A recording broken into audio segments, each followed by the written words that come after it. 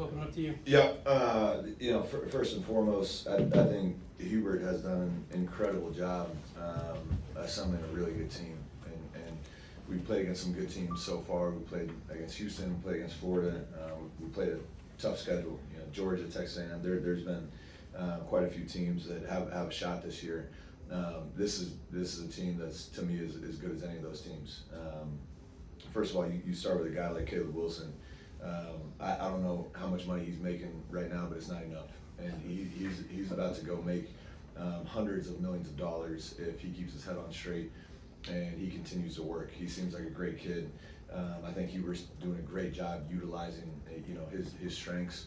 I'm coming down from the NBA. That is a bona fide NBA player, and just his presence around the rim. You cannot replicate. We try to do a good job with our game plan in terms of our switching and front of the post, but he's absolutely relentless on the boards. He has size, length, athleticism. So kudos to Hubert, his staff, for bringing a guy like Caleb in. That's your prototypical UNC pro that's going to go make a ton of money playing basketball. And he's going to help win a lot of games. But I like their team too. I like the big kid, Henry. He does a great job around the rim. And then their guard play obviously is just steady.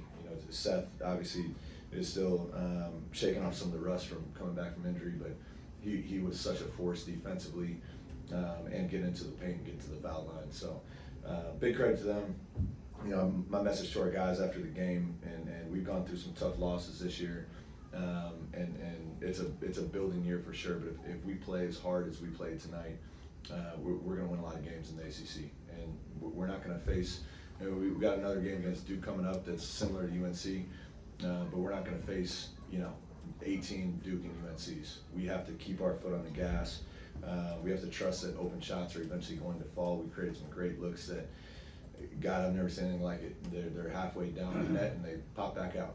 And at some point, I'm hopeful and I have full faith that those balls are going to stay down the net. And once that happens, the floodgates are going to open up for us. But the effort and the consistency and the connectivity, especially when UNC went on some runs, was really encouraging. Question for Coach, please. Luke, in the second half, I think you only had 5 threes. You had 7 in the first half. Was there anything different in the shots you were getting maybe in the second half that weren't going down as much, or just like you were talking about, that rattling out? Yeah, no, I thought we actually generated some unbelievable looks in the second half, some wide open, butt naked catch and shoot threes. That's what our offense is going to generate. I'm not telling our guys just to launch threes. I'm telling them to generate great shots, to touch the paint, to collapse the defense. We were 12 from 40 from three. And I'm not great at math, but I think we were 11 for 26 from two, and 11 for 26 from two is just not going to get it done. And we missed 6 free throws, 57% from the free throw line. So we have to continue to attack the paint. We have to knock down free throws. We have to finish our twos around the hoop. But this team was built on pace and was built on shooting, but we're not making shots right now, and that's not a good formula. You turned Alir Malouk down the stretch down the second half. What did you like from him in that stretch? Alir? Yeah. I thought he just brought some great energy. Hubert did a great job in the second half, going to a little high-low action, and they were pinning us up the floor. They lifted the low man and kind of just lobbed it over the top. I think 2 or 3 dunks off that play, and then they were beating us up on the glass, and we just needed a little bit more size. I thought Steen battled and did as best he could. We were trying to go small, but again, once those shots aren't falling, the small ball is a little counterproductive when you're getting beat up on the glass. So Alir came in, and to his credit, he stayed ready. It's tough to not play in a half and then get subbed in the game and give the type of effort he gave. But he's obviously, young. He's supposed to be a freshman right now. He reclassed, so he's young and he's still growing into his body. But again, the effort he played with, I was really pleased with. He came in with a spark off the bench and helped us on a little bit of a run. And then 7 turnovers for Robert McCray. Was it something that UNC was doing, or is it him just not playing his game? Yeah, I think a little bit of both. Part of it, the ball is in Rob's hands so much that it just, when you're a high frequency attack guard, you're gonna have some turnovers. I thought Trimble and all of their guards did a good job playing physical when Rob got in the paint. But also you got to understand, Rob is top 10 in the nation in assists, and he has to be. I don't think they track this stat in the NCAA, but he has to be close to number 1 in assist opportunities because he's making the right play over and over and over again. And shots just aren't falling, But I'm encouraging him as a high-level passer and playmaker to continue to make those passes. But obviously, he would like to have a couple of those back where he just lost the ball. But overall, Rob's going to have some of these games where his turnovers are high with how much the ball's in his hands. They started to score in the first half. What did you like about the way you guys defended him specifically? Yeah, I thought our defense has improved over the last couple of weeks, and I know the opponents were a little bit less. But even tonight, I liked our connectivity on the defensive end. It's got to be 5 guys against the ball. We were doing our best to switch 1 through 5 and then front the post and bottle up the post from the backside with a weak side help.